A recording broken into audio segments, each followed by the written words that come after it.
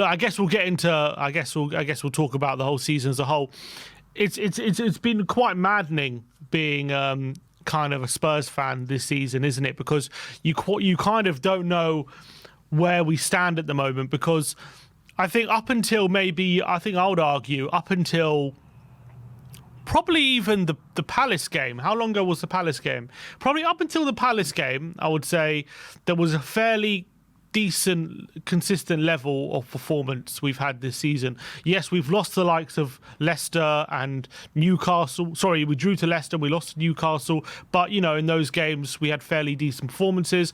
We lost to Arsenal at home, but that was obviously a game which what's it called? We lost to Arsenal, but that obviously there was a game which we lost 1-0 off a set piece, and there was a very tight game. We battered Everton, we battered Brentford, we then battered Man United, and you think, okay, we've turned a corner, and then bam, and then we're 2-0 up against Brighton away, and you're thinking this team is really on a roll now. Like, we've really come into the season, and we collapse in that second half. You think, oh my God, what's happened in that second half? We've completely fallen apart. Why are we falling apart? Then next week we play West Ham. We're 1-0 down. You're thinking, what's going on here? We gave up a 2-0 lead against Brighton. We're now 1-0 down to West Ham. We turn it around and batter them 4-1. You think, okay, we're back on track again.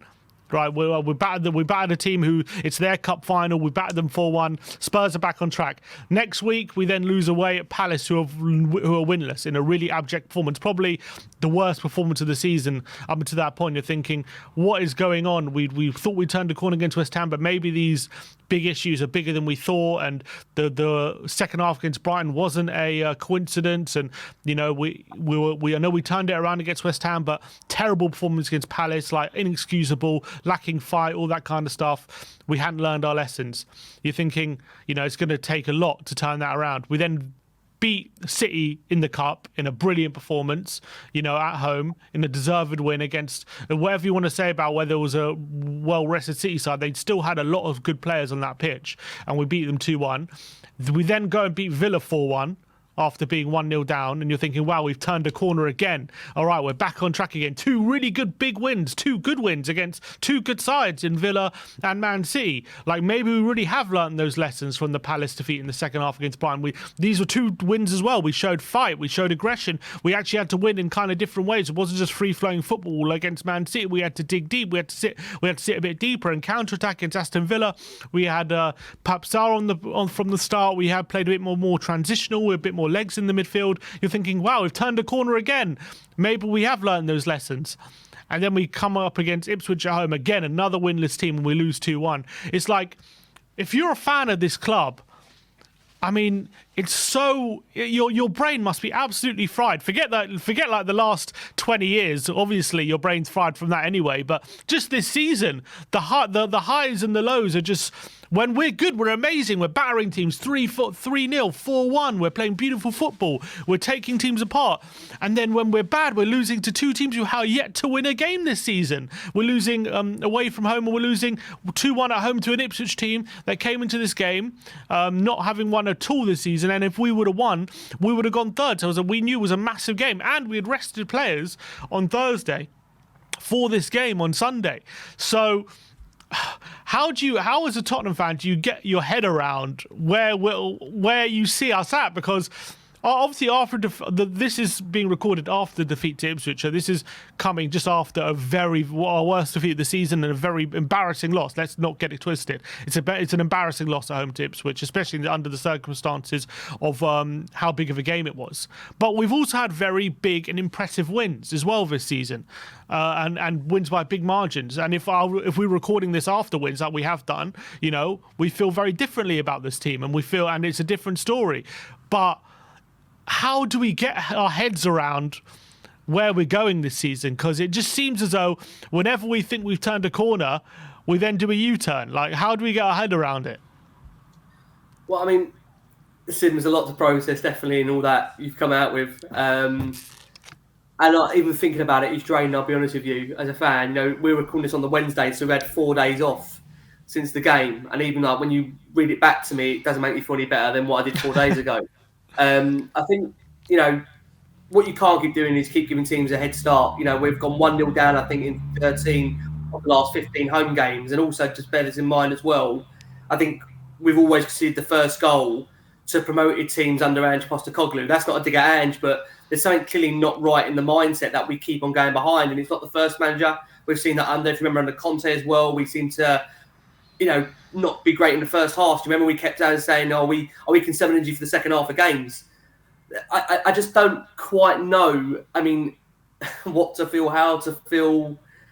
But I've got to say that I look at the situation that we're in and it's not sustainable at the moment. That doesn't mean I want to sack the manager tomorrow, because we've said this before, you sack the manager, who else is going to come in? But the reality is that I see a group of players there that are definitely better than what they're showing on a week-to-week basis. You see the potential when they go and beat Aston Villa the way they do.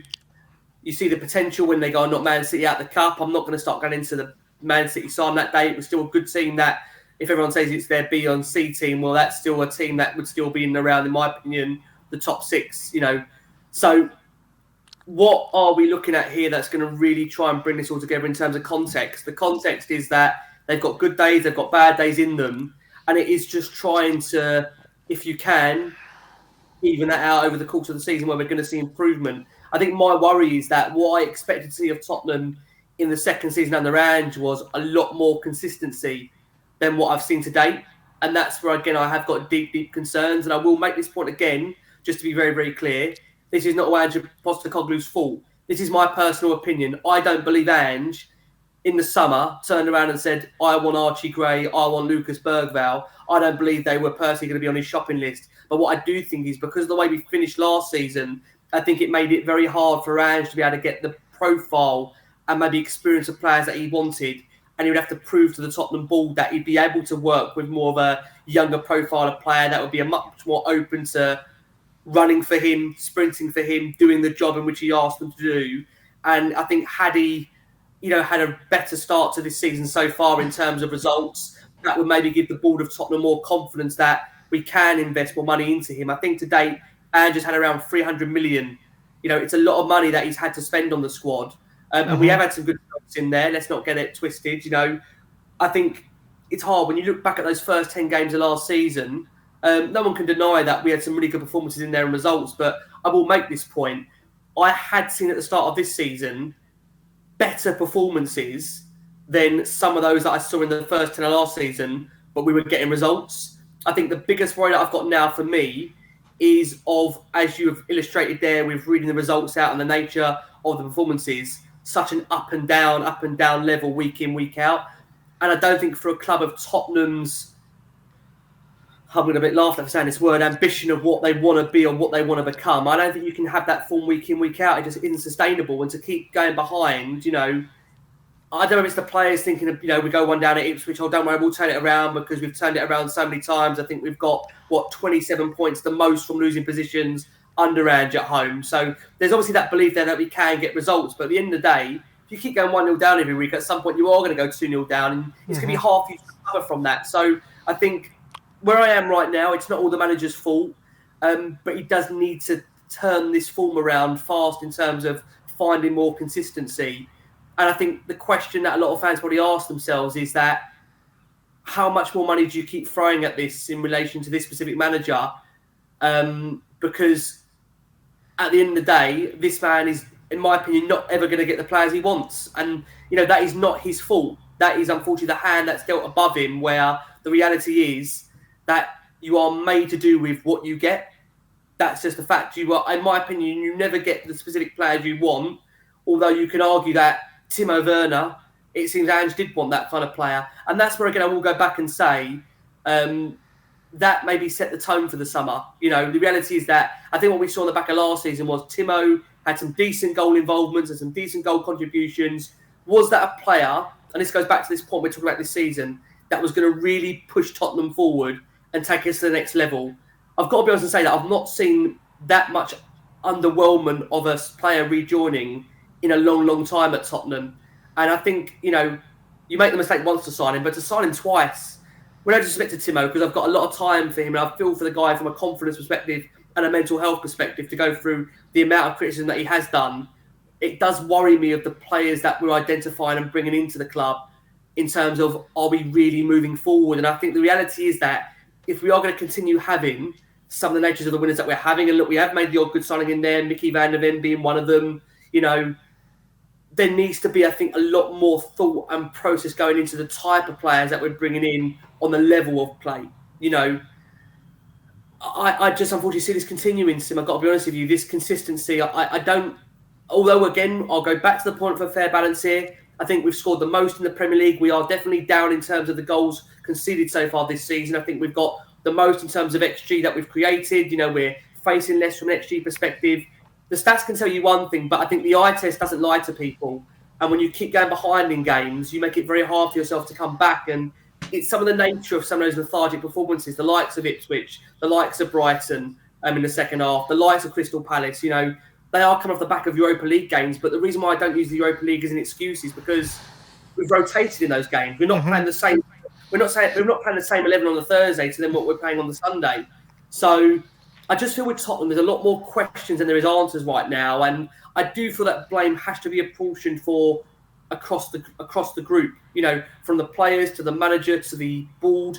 I don't think it's all of everybody's fault, but there's accountability on all of those to be able to step up and get things right. And there's a lot of Tottenham fans probably right now feel very, very confused and not really sure at the moment of exactly what we can do to fix it, apart from the obvious one being that the club is in dire need of investment. They're crying out for investment, they keep on telling us.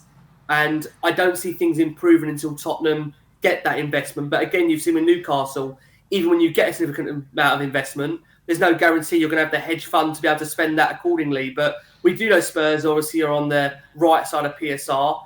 You're right, it's a young squad with potential, but it does need experience in their sin. I think it goes back to the point that with away days in there, when the going gets tough, in my opinion, there is not enough players to be able to really turn that tide, be able to fight, be able to grit out results like difficult periods at Brighton, like difficult periods at Palace, and even at home to Ipswich, where the crowd is expecting you to do something.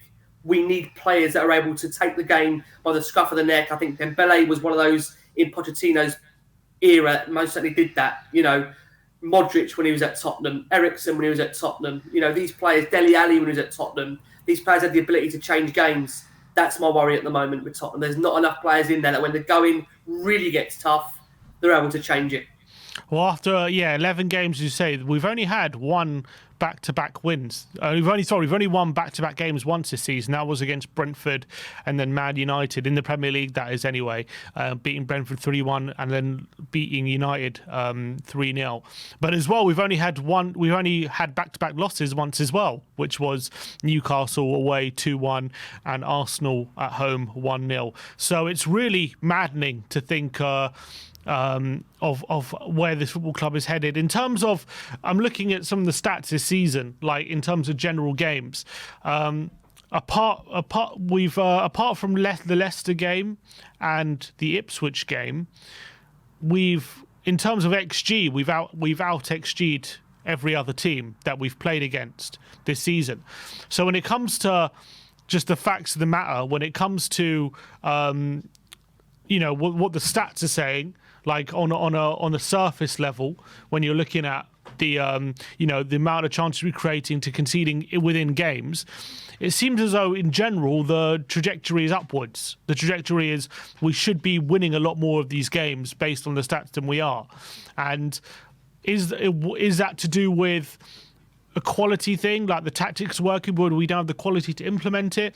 Or is it the stats are just misleading, and actually if you watch the games we shouldn't be winning a lot of them, and maybe these XG stats are flawed? Like, what do you think? Because it can't be a coincidence that in most of these games we're out, we got higher XG than the opponents, is it? Or maybe it is just coincidence and the eye test tells you something different. No, I don't think it's a coincidence. I think that I said there's been improvements from last season in certain areas, but for all of those improvements, at the end of the day, it's a results-based business. Stats can only give you so much. I think also stats are facts, right? They don't have feelings. So the reality is that depending on what you're trying to portray, stats can paint different narratives. I can give you that stat, like you say, we've outscored the most teams. We've conceded less, but at the same time, there's a stat out there that we're 1 point better off than what we were under Nuno at this stage, in which costed the manager his job. So it depends how you want to portray them. I mean, the Yeah, thing I is, know, you have but to. when you look at the league table, is it not? Do you not feel like it's a bit of a weird season this season at the moment? I'm sure No, even it is. itself out. Yeah. I'm sure even itself out. I've never seen the league table as tight. It's 4 points between 13th and third. 4 points. So Yeah, and just, that's Chelsea in important. third in 2 games could be 13th in 2 games time. It's I think crazy. again, no, you're right. And listen, the reality is that we have to also bear in mind we're facing Man City next. I'm not doing that down because we've got a fairly good record at City, but that table can easily change. I think we have to focus on ourselves and our own performances and our own results. That's the reality. We can keep referring to the table, but what we're seeing week upon week, Sim, is not sustainable, is it? You can't have a week of a win and then we lose, and then we win and then we lose. Results wise, So, no, of course, but if you're getting higher XG than your opponents every week, then hopefully that will even itself out. You would think. Maybe is it just an unlucky I think we've period got to bear in or mind as well. I have to put this out there as well, and this is not negative. This is just reality. When you look at who Spurs have faced so far, I think we've had a fairly kind start to the fixture list. Sim, we haven't yet played Chelsea home and away. We haven't yet played Liverpool home and away. The reality is that we've got some big tests on the horizon for Tottenham, Man City home and away as well. So it's not bring like him we're on? really. It's not a really horrendous fixture list to start with, but at the same time, look, to give it granted to everybody, every game is tough in the Premier League.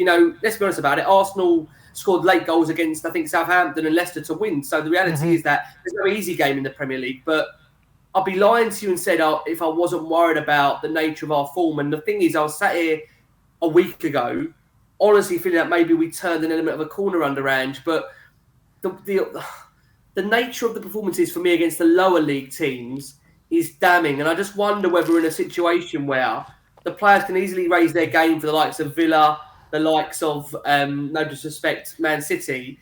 But when it comes to the smaller sides, that doesn't seem to be there, the effort and application. And my worry is that, again, I will make this point, that I don't think Ange Postecoglou tells the players to play the way they're playing against Ipswich. I really don't believe that. And that's what's worrying me.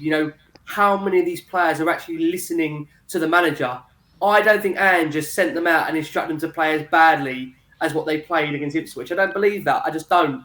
And again, this is why partly I feel sorry for him, because I feel he's been handicapped by the squad he's got to work with. I don't believe that he's got all the players he wants. But again, I'll make that point. I don't think the last 4, 5, 6, 7, 8 Spurs managers have always got the players they wanted. So the reality is that you're having to work with a group and get the absolute maximum out of what you're getting, whilst then trying to punch above your weight, which I just don't think is sustainable. So it's really, really tough. I look at our team though. I don't think it's all on the manager. And I don't think the manager should be losing his job at this stage. But what I will say to you is that if Tottenham go on and lose 5 or 6 in a row, I think he'd be under massive pressure. But I said this on our show on Sunday that I honestly think if Ange is there towards the end of the season, I think Ange himself will look at it in the summer and think, do I want to be here? He's quite a proud man. He's quite a man of integrity. He walked away from the Australia job. That meant a lot to him.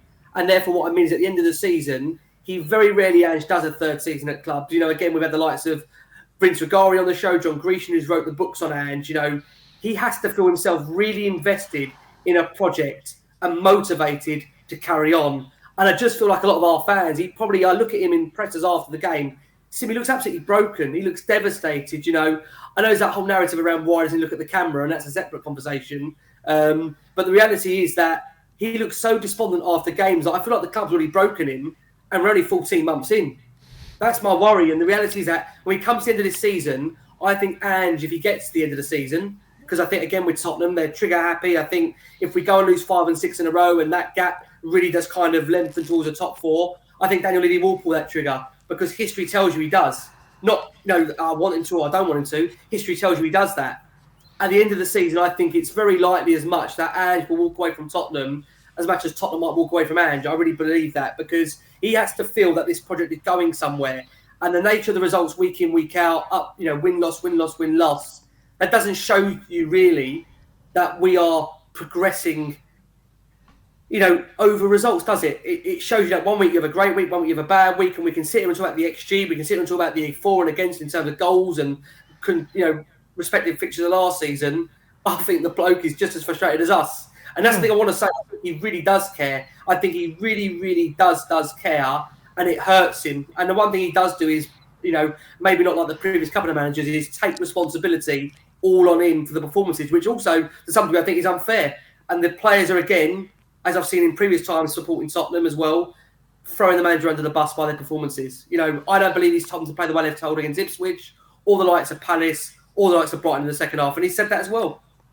Well, if then he's got to take responsibility for that. I'm sorry. I look at the team and look. Do I think it's as good as Man City and Liverpool and teams who are challenging the title? I don't. But you think you keep saying he's been just hamstrung with what he has, and that's the reality. But I'm looking at the team, and I think he does have a lot to work with. I think he's got a lot of talent to work with. I think. So if you think that, this is a really interesting point. You're saying it's a decent squad to work with. So do you feel then is he underperforming with the squad? I mean, to be 10th right now, he is. Doesn't mean I think that'll continue. I don't think this is a 10th place team. Is this team not good enough to beat Palace and Ipswich? Of course it is. I think we definitely have the players that should be winning those games. On that basis, results-wise, we're underperforming. Yeah, for sure. Do you think the players are not listening to his tactics then? If that's the case, because I don't believe, from what I've seen, you're in the stadium as well. I don't believe he asked them to go out and play as badly as Ipswich. No one asked their team to. No one asked their team to go out and play badly. I don't think Russell Martin doesn't go out to play badly. Are they listening to him? Are they listening to him? Well, when I see us get big wins, I think they are. But when I see us get terrible losses, then obviously I don't think they are. So it's a different. I've seen this in the chat a few times here. I think I've been the one that's probably been one of the most highly critical people of the window. I never said when the window was closed it was good enough to any degree. I said Spurs have once again ended the transfer window, and although they got Solanke in, I didn't look at us and think we're going to really significantly improve based on the business Spurs have done. I think what you're seeing right now is, as you're outlining to us on this show so far, is a team that are inconsistent. One week you can get a win, the next week you can perform really, really badly. And that's because it's a young squad that to some degree is learning its trade. But my biggest worry of all is, I'll go back to your point. You're saying, I agree with you. Andrew's not asking the players to go out and play badly. My point I'm making is that my biggest worry is I don't think some of these players are listening to him. It's very easy to play well against Villa, very easy to play well against Man City. You're on a stage, Tim, where the Premier League is the most elite stage. You want to play well against any team, but you want to play well against the big sides. Let's not have it right. You for your own personal satisfaction as a player, you want to play your absolute best when you're playing against the big sides. That's why, no disrespect, we've got the results like United, who are in transition. We've had the results against City, who, no disrespect, had players missing. Aston Villa, that was a great, great win. But in the games where, Sim, you really need to roll your sleeves up and fight and grit and tough it out, we have not been there at those races. Brighton away in the second half. Who was that player that was really trying to get us through that game to see us out? We completely and absolutely capitulated. Ipswich at home, not enough leaders. And then again, we go back to the Palace game where, quite frankly, on the day, we never showed up. And I love the fact Ange comes out after a game and says, it's my responsibility. I think the players have also got to take a huge amount of responsibility. The performances have not been anywhere near good enough. And I really honestly think that when you're looking at Spurs in general right now, I don't see what's going to really massively change in terms of these results, Sim. I'd love to sit here and say I can see 5 wins on the bounce coming around the corner, but I can't. I don't see what shows me that we are going to become more consistent when I've looked at these first 10, 11 games. And that's my worry. I want to sit here with you and say to you that I can see this is just a blip and we're going to get better and we're going to improve and it's a young squad. But what worries me is that when you're continually seeing the same reoccurring themes and errors being made week after week, game after game, that is truly concerning. And, we seem to concede goals that are a real carbon copy of the previous week. Why are those issues not being addressed? I think there's also issues in the team, which I'm sure we'll come on to. James Maddison's the vice captain of the football club. He's seen as a player that can create. He's seen as a player that can change games. He gets 3.5 minutes against Ipswich to come on and affect the game. There's something not quite right there. And I'm not saying Andrews isn't right for dropping him. I don't think James Maddison has been as good as Kulusevski this season. But for me at the moment, I'm seeing more warning signs than I am seeing green lights that it's going to get better. And that's what worries me. I don't really say this. I want to be positive. I want to be proven wrong, Sim, more than anything. I want to be proven wrong. I think a lot of fans feel like you feel, especially after a performance and defeat like we've just had. And I don't blame you for feeling like we're destined to be like this for the whole season. And maybe we are. And maybe I'm wrong for thinking that, looking at the team, well, I do think there's enough there to turn it around, and there is enough there to gain a bit of consistency in what seems to be a very inconsistent Premier League this season, a very competitive Premier League, which a lot of teams, only Man City and Liverpool have won more than 5 games, and we're also on 5 wins. So a lot of teams are really struggling to get wins on the board this season, not just Spurs, but we're the only teams that have lost to Palace and Ipswich. So on that basis, I can understand a lot of fans feeling at the moment that they don't see a light at the end of the tunnel. They don't feel like it's going to turn around. They feel like we are hamstrung by a lack of quality in the team. I personally believe, when I look at the team, I look at the back line in terms of personnel, and I think we've got good players there. I think Udogi's a good player. I think Romero, Van der Ven, Porro, they're all good players. Vicario, there's question marks on him on set pieces, but I think he's a good shot stopper. And I think, he's decent with his feet. When I look at the midfield, I think Decky's been brilliant. I think we got Maddison, who I think, whatever you want to say about him, we'll go into Maddison in a second because I think it's an interesting conversation. But obviously, I think he's a good player. We got Pat Mate Sarr, who's, I think, a great up-and-coming young midfielder. And we got Basuma and Bentancur, who you might not think they're the perfect for that number 6 position. And you might be right in thinking that. But they're still 2 very good players. There's no doubt about it. They're 2 midfielders that could easily play for top 6 teams, in my opinion, on their day. They're 2 very solid midfielders who, can easily be playing in good teams. And then the front 3, I think maybe that's where the biggest upgrade is needed. I think Solanke's was a great signing. Obviously, Son is 32, but I still think he's got a lot to offer. Brennan, I don't think he's the best winger in the world, but he still gets decent numbers when it comes to goal contributions. But does he offer enough apart from those goal contributions? I think there's a good question mark there. But I'm just going through the whole team. I don't look at that team and think, how they're all scrubs. Well, how can we ever win a game? Right. You know what I mean? I don't look at that team thinking, we're destined for mid-table. I think there is a lot to work with, coupled into the fact that there is a lot of potential to grow in terms of the likes of Bergvall and Gray and players off the bench and things like that. I agree with you. We completely.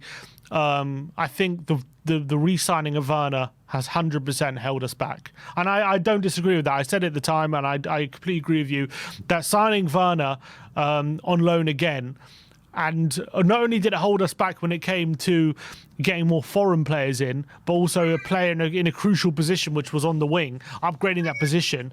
I don't think Odegaard was a bad idea. Get a young up-and-coming winger who can maybe grow into a star. But you also need to couple that with players who you can rely on performing week in, week out. And you just can't do that with Timo Werner, unfortunately. And I don't know why we re-signed him on a loan deal. I think that was a big mistake. Obviously, we've got Mikey Moore coming through, but he's only 17 as well. But I think there is a lot to work with.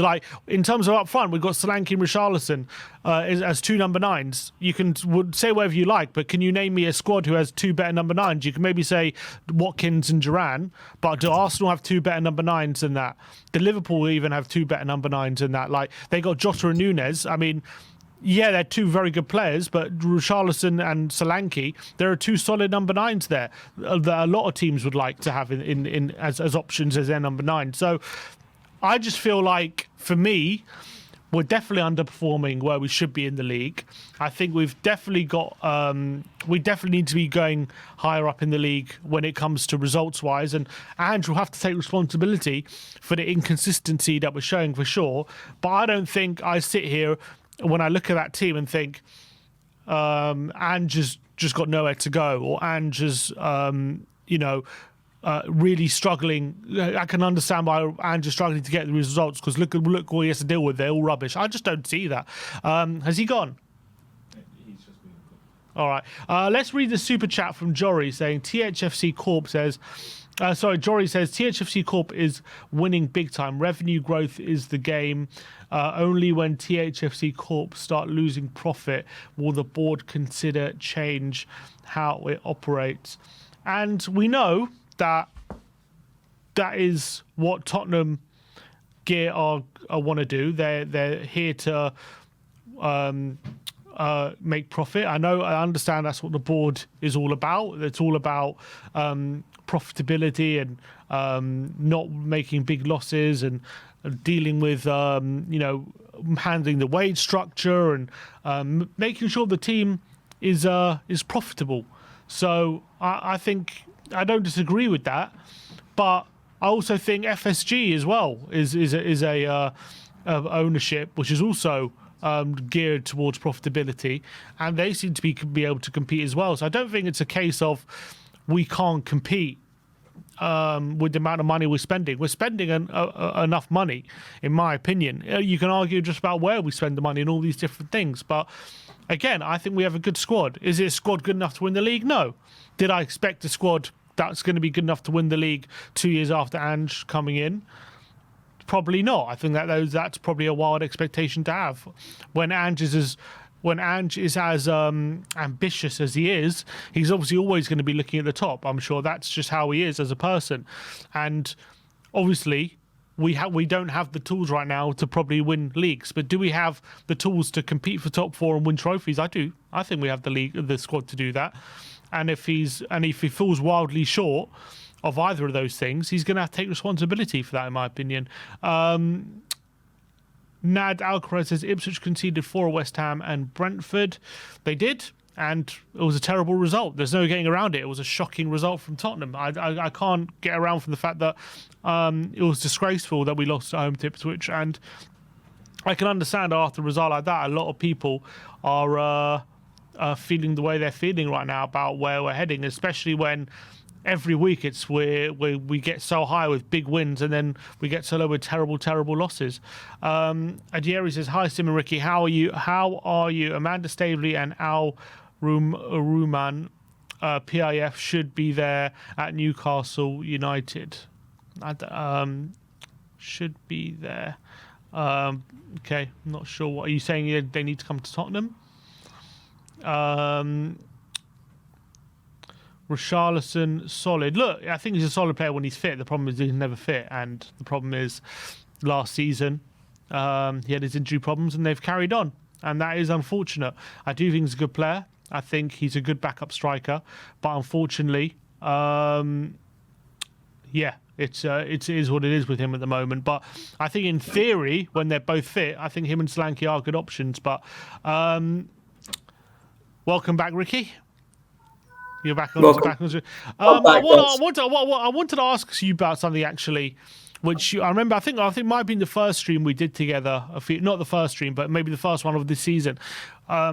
We spoke about what our ambitions are for this season, and I think you mentioned that when it comes to the league, you're not too bothered about where we finish in the league, and you're more interested in Carabao, FA Cup, and Europa League. But so on that basis, would you not still be pretty happy with how we are? Look, you're not wrong, Sim. I actually said that very, very clearly, actually, when we first started doing shows. I think I remain consistent on that throughout our episodes together, that I have been more of a person that's had more of an emphasis on the cup games. I think league position with Tottenham down the years, I've said, I know we got to a Champions League final, let's be honest and real about that. You've seen what the chairman thinks about us getting to a Champions League final. He couldn't wait to put an engraving of finalists on there. The reality is that I think with Spurs in the league, I don't think we've proved enough, in my opinion, to really, really sustain a real challenge, if you want to call that, in terms of a title, or to really be in a situation where if we get into the Champions League, we can win it. And therefore, I think Spurs are probably better suited to winning a cup. How long we've waited for a trophy. Sim, if I'm going to be honest with you, mate, I'm worried how many more years I'll wait. I want to see my beautiful boys, bless their heart, one day go to Wembley with me and we can see Tottenham win a trophy. And just be able to enjoy days out. We've all got lots of Spurs family and friends that I think for all of us, we just want that day at Wembley. I know so many Spurs. But that's what I'm saying. But Ricky, that's what I'm saying. At the moment, we're in a quarter-final. We're going well in Europa League. The league is not going that well, but if you're focused on a trophy, we're a cup team. We've had good results this season in one-off games. I think the problem I've got with Tottenham is that I will give Graham credit when credit is due. There's a lot of games this season that Tottenham have won that have been down to his in-game management and tactics that have swung the game in our favour. But my concern is that, when you're looking at the Carabao Cup, that I want Spurs to take very, very seriously. You know how excited I was after we got through against City. I came on here, I was jubilant, I was so happy. Spurs are realistically, after they face United, going to have to face Liverpool, Arsenal in the next round. So you're going to have to face another Premier League team to knock them out. I'm not saying Tottenham can't do that because, again, it will be a rotated team from one of those respective sides. But my worry with Tottenham is quite simply, Sim, you just don't know what you're going to get. You just don't know what you're going to get. The unpredictability of this side is worrying. You can get a really good performance, you can get a really bad performance. But I think when you look at the teams that have won the Cups in recent years, I think it's a stat around 80% of the teams that have won them have been a City, Liverpool, a United that, again, United are also inconsistent. It's one of those top teams that are going to go on and win these Cups. And the reality is, I'm talking domestically now, I think you've got to show a level of form as well to do that. And I think our erratic nature... But Ricky, but if we're saying, if at the beginning of the season your position is, I don't mind...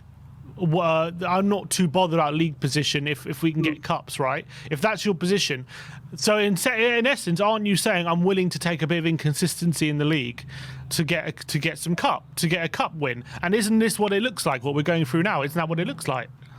I don't think inconsistency is week in, week out, Sim. Win, loss, win, loss, win, loss, win, loss. I don't think that is. In any second season under a manager, I think there's got to be an element of improvement. If you're telling me, and I'm going to throw it back at you now, that what have we had? We've had 3 away wins in the calendar year. Mm-hmm. Is that should we be accepting that? I'm not.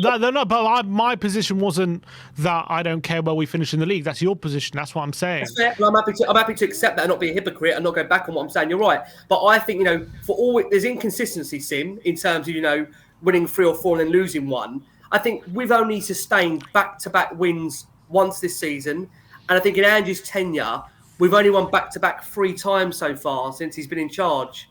Mm-hmm. For a club of Tottenham's heritage and standing, whilst you're right that for me personally, I want to see more of an emphasis on the cups, and I'm not going to disagree with you and call myself a hypocrite on that point, there's got to still be an element of where you feel that there is an element that the team is progressing to go in these cup and win the games. And I think if you're in a situation where week in, week out, it's a win, it's a loss, it's a win, and it's a loss, and as a fan, you're almost tearing your hair out thinking, mm-hmm. I don't know what Tottenham I'm going to get. I think even in a cup competition, it is hard with that level of inconsistency to sustain a win in a competition. I might be completely wrong. They might go and win the Carabao Cup, and if so, I'll be delighted. I will be delighted, but even in cup competitions, and whilst Anne just said, again, I'll make that point, he's shown some really good tweaks from a tactical position point of view. I'm not seeing enough to give me confidence in. This is what it goes back to. It's that word confidence. Am I confident I can see Tottenham progressing in the latter stages of Europe against tactically wise more teams that, again, I think will be able to break down Tottenham, where we're a side that have got, in my opinion at the moment, a way of playing football that we've seen a lot of teams infiltrate, let's be honest about it, and we're conceding very similar goals. That is my concern. But I'm not going to disagree with what you're saying there. I'm going to go back on what you said and agree with you that, yes, my emphasis is on the cup competitions. No, I haven't got more of a feeling towards the Premier League. However, I do think Tottenham being 10th isn't acceptable. It just isn't. For what we've got in that squad, for the players that we've got, we are not the 10th team in the Premier League. I agree. We're not. And I think that goes back to the point of the fact that we need to see more progression in this second season to give us the confidence, to even give Ange the confidence that he himself sees more from this team. I can tell you, look, there won't be anybody, we're all fans, we all care, we all love the club. I can guarantee you Ange Postecoglou is absolutely heartbroken and gutted and in despair about the nature of these results. He does care. You see that after every game. I know there's a lot of criticism about the fact that he didn't come over to the crowd, and I don't really, agree with the fact that you've got to be there to front it when you win and front it when you lose. I don't think you can just go down the tunnel after you get beat. I think you've got to be there through good and bad. And you know what? I know there was an incident that happened on Sunday from the court, an incident where he seemed to have a bit of I don't say altercation, but take umbrage with what fans did at the end of the game.